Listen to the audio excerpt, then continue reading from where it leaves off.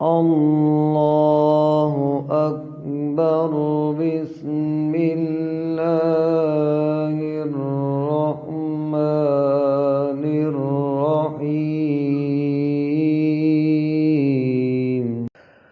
السلام علیکم ورحمۃ اللہ وبرکاتہ۔ محترم ناظرین، حدث کی دو قسمیں ہیں، حدث اصغر اور حدث اکبر۔ حدث اکبر چھوٹی ناپاکی، حدث اکبر بڑی ناپاکی۔ آسانی کے لیے آپ کو اپنی زبان کے اندر تشریح کر دوں۔ حدث اصغر کے اندر وضو کر لینا کافی ہے۔ جس وقت انسان بے وضو ہو، بغیر وضو کے ہو تو وضو کرے گا تو انسان پاک ہو جاتا ہے، نماز تلاوت وغیرہ انسان کی کہہ پھر درست سے انسان نماز پڑھ سکتا ہے، اس کے ساتھ قرآن کو چھو بھی سکتا ہے، تمام کے تمام نیک اعمال کو اختیار کر سکتا ہے۔ اگر انسان حالت جنابت کے اندر ہو، انسان پر غسل کرنا کہہ جی ضروری ہو، اس کو حدث اکبر کہا جاتا ہے، تو غسل کرنا انسان کے لیے کہہ جی ضروری ہے۔ خوب غور سے سمجھنے کہ غسل کے اندر تین چیزیں فرض ہیں۔ غسل کے اندر تین چیزیں فرض ہیں۔ نمبر 1 کلی کرنا منہ بھر کے، نمبر 2 ناک کے نرم حصے تک پانی پہنچانا، ناک کے اندر تک پانی پہنچانا اچھے طریقے سے، نمبر 3 تمام بدن پر اس طریقے سے پانی بہانا کہ جسم کا کوئی بھی حصہ بال برابر بھی کوئی بھی جگہ خشک نہ رہے، تمام کا تمام بدن جو ہے وہ گیلا ہو جائے، دھل جائے۔ اس قدر پانی بہانا کیا جی ضروری ہے جسم کا اچھے طریقے سے مل کر۔ تو عزیزان گرامی، غرارہ کرنا فرض نہیں ہے، لیکن اگر روزہ نہ ہو تو ایسی حالت کے اندر بندے کو غرارہ کرنا چاہیے تاکہ مبالغے کے ساتھ پانی سے طریقے سے حلق کے اندر پہنچ جائے، اور ناک کے نرم حصے تک پانی پہنچانا بھی کیا جی ضروری ہے۔ غسل کرنے کا مسنون طریقہ یہ ہے کہ انسان پہلے دونوں ہاتھ گھٹنوں تک دھو لے، دونوں ہاتھ گھٹنوں تک دھونے کے بعد یہاں تک اس جگہ تک ہاتھ دھونے کے بعد انسان جو ہے بدن پر جس جگہ پر وہ ناپاکی وغیرہ لگی ہوئی ہے بدن کے اس حصے کو اچھے طریقے سے دھوئے، اس حصے کو اچھے طریقے سے صاف کر لے پانی کے ساتھ۔ صاف کرنے کے بعد پھر بندہ جو ہے وہ وضو کرے۔ وضو کے اندر ویسے ہی وضو کریں جیسے ہم نماز سے پہلے جو ہے وضو کرتے ہیں۔ وضو مکمل کرنے کے بعد انسان اپنے پاؤں بھی دھو لے۔ اکثر کتابوں کے اندر بھی بات لکھی جاتی ہے پاؤں کو نہ دھو، پاؤں کو آخر میں دھوئے۔ وہ اس وقت ہے جس وقت وہ پانی جس سے ہم غسل کر رہے ہیں وہ ہمارے پاؤں کے اندر اکٹھا ہو رہا ہے، ہم کسی کھڈے کے اندر کھڑے ہوئے ہیں، وہاں پر غسل کر رہے ہیں اور پانی ہمارے پاؤں کے اندر اکٹھا ہو رہا ہے، تو اس وقت ہے کہ ہم پاؤں آخر میں جا کر دھوئیں۔ لیکن ہمارے یہاں عمومی طور پر جب پکے غسل خانے بنے ہوئے ہیں، پانی جیسے ہم بہاتے ہیں فوراً بہہ جاتا ہے، ہمارے پاؤں کے اندر جمع نہیں ہوتا، لہٰذا پیر دھونے کے اندر بھی کوئی حرج کی بات نہیں ہے۔ پاؤں بھی دھو لے۔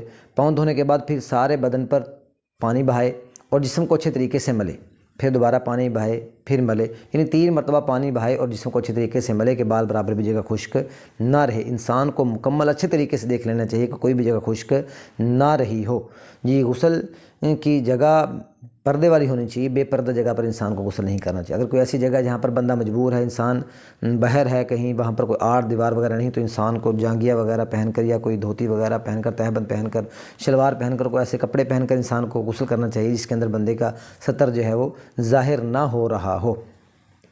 اور اس کے ساتھ ساتھ ان باتوں کا جان لینا ضروری ہے۔ جس وقت انسان غسل کرے تو غسل کے اندر آپ کو میں نے بات بتائی بھی کلی کرنا اور ناک کو اچھے طریقے سے صاف کرنا۔ اگر ناک کے اندر کوئی علائش وغیرہ لگی ہوئی ہے، اس علائش کو اچھے طریقے سے صاف کریں تاکہ اس کے نیچے بھی پانی پہنچ سکے۔ اگر کوئی ایسی علائش ہے جس کے نیچے پانی نہیں پہنچ سکتا تو اس کو اکھیڑنا وہاں سے کیا جی ضروری ہے۔ اگر نہیں اکھیڑیں گے پانی نہیں پہنچے گا، جب پانی نہیں پہنچے گا تو غسل بھی مکمل نہیں ہوگا۔ اور تمام بدن کو اس طریقے سے ہم نے دھونا ہے کہ تمام کے تمام بدن کا کوئی بھی حصہ خشک نہ رہے۔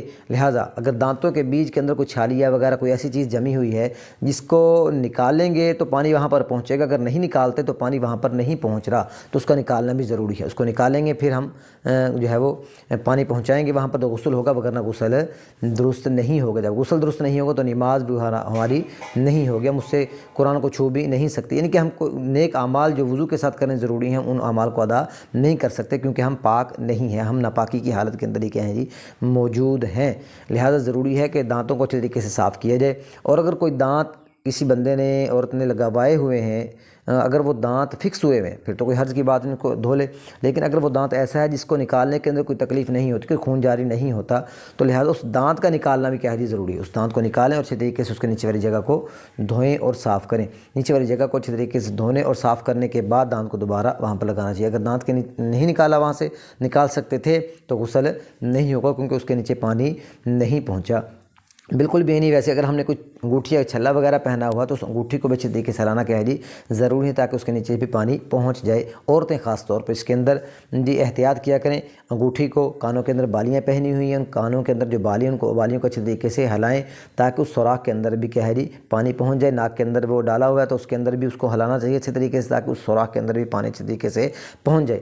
اگر سوراخ تو ہے لیکن بالیاں وغیرہ نہیں پہنی ہوئی یا وہ ناک کی نتھری وغیرہ نہیں پہنی ہوئی، تو ایسی صورت کے اندر بھی سوراخ کے اندر پانی کے پہنچانا کیا ہے جی ضروری ہے۔ پانی اچھے طریقے سے اس کے اندر پہنچائیں گے تو غسل ہوگا، اگر وہ جگہ خشک رہے گی تو غسل نہیں ہوگا۔ اگر کسی بندے کو آنکھوں میں سے بار بار وہ مواد آنے کی بیماری ہے، بار بار چیپر سے نکل آتے ہیں باہر اور وہ آنکھوں پہ جم جاتے ہیں، اس کی تہ ایسی جم جاتی ہے اس کے نیچے پانی نہیں پہنچتا، تو ضروری ہے کہ اس کو بھی وہاں سے چھڑایا جائے۔ اس کو چھڑانے کے بعد جو ہے وہ اس جگہ کو دھویا جائے، تاکہ آپ کا غسل جو ہے وہ مکمل ہو جائے۔ اگر اس کو آپ نہیں چھڑائیں گے، ایسے ہی غسل کر لیں گے تو غسل مکمل نہیں ہوگا، اس کا چھڑانا کیا ہے جی ضروری ہے۔ اور بالکل بے نیب ہماری جو ناف ہے، اس ناف کے اندر پانی پہنچائیں اچھے طریقے سے، اس کو کیا کریں جی ہمیں مسلنا چاہیے، تاکہ اس جگہ پر بھی پانی پہنچ جائے۔ کانوں کے سوراخ کے اندر بھی اچھے طریقے سے پانی بھی پہنچائیں، پھر چھوٹی انگلی کو گیلا کر کے بار بار اس کے اندر پھر اچھے طریقے سے پانی کو پہنچائیں، اندر تک پانی کا پہنچانا کیا ہے جی ضروری ہے۔ جی ہمارے جسم کے جو بھی جوڑ ہیں، یہ کوہنی ہوگی، یہ بغلیں ہو گئیں، یہ نیچے سطر کا جو حصہ ہو گیا، گھٹنے کے جو حصے ہو گئے، انگلیاں، پاؤں کی انگلیاں ملی ہوتی ہیں بعض اوقات اس کے اندر پانی نہیں پہنچتا، ان تمام کی تمام جگہوں کو اچھے طریقے سے ملنا چاہیے، مل کر پھر پانی وہاں پر پہنچانا چاہیے۔ اور سردیوں کے اندر جس وقت بندہ غسل کرتا ہے تو جسم پر خشکی کی وجہ سے پانی گراتے ہیں تو فوراً بہہ جاتا ہے، وہ گیلا نہیں ہوتا نیچے سے، یا تیل ایسا زیادہ لگا ہوا کہ پانی بہا رہے ہیں تو وہ تیل گیلا نہیں ہو رہا، پانی بہہ جا رہا ہے، تو اس کو اچھے طریقے سے مل لیں تاکہ جسم اچھے طریقے سے کیا ہو جائے جی گیلا ہو جائے ہمارا، اس کے اندر کسی بھی قسم کی کوئی خشکی باقی نہیں رہنی چاہیے۔ اگر کوئی خشکی باقی رہے گی تو ایسی صورت کے اندر ہمارا غسل مکمل نہیں ہوگا۔ جب غسل مکمل نہیں ہوگا تو ہماری نماز وغیرہ بھی مقبول نہیں ہوگی۔ اور خوب غور سے سمجھ لیں کہ غسل کے اندر 3 فرض آپ کو بتائے ہیں۔ بعض اوقات حضرات کو معلوم ہی نہیں ہوتا بھی غسل کے اندر فرائض کون سی چیزیں ہیں، کون سی وجہ سے غسل ہمارا نہیں ہو رہا۔ کسی بندے کو سوال کیا تو وہ بندہ بولنے لگا، ایک اسٹوڈنٹ تھا ہماری کلاس کا، کہہ رہا استاد جی تولیہ، صابن اور پانی ہونا چاہیے، بندہ نہا لے بس، اللہ اللہ خیر صلی اللہ، بندے کا غسل ہو جاتا ہے۔ اب تولیہ اور صابن کے اس کے اندر کیا کام ہے؟ حالانکہ تو ضروری ہے، لازمی امر ہے کہ آپ اس چیز کو اچھے طریقے سے مد نظر رکھیں۔ غسل کے اندر 3 چیزیں فرض ہیں۔ نمبر 1 منہ بھر کر کلی کرنا اچھے طریقے سے، نمبر 2 ناک کو اچھے طریقے سے صاف کرنا، ناک میں پانی ڈالنا، نمبر 3 پورے بدن پر پانی بہانا کہ بال برابر بھی جگہ خشک نہ رہے۔ اس طریقے سے پانی بہانا کیا ہے جی ضروری ہے انسان کے لیے، لہٰذا لازمی ہے کہ انسان اس قدر ان تینوں کے تینوں فرائض کو اچھے طریقے سے ادا کرنے والا بنے۔ تینوں فرائض کے اندر کسی طور پر بھی کمی نہیں ہونی چاہیے۔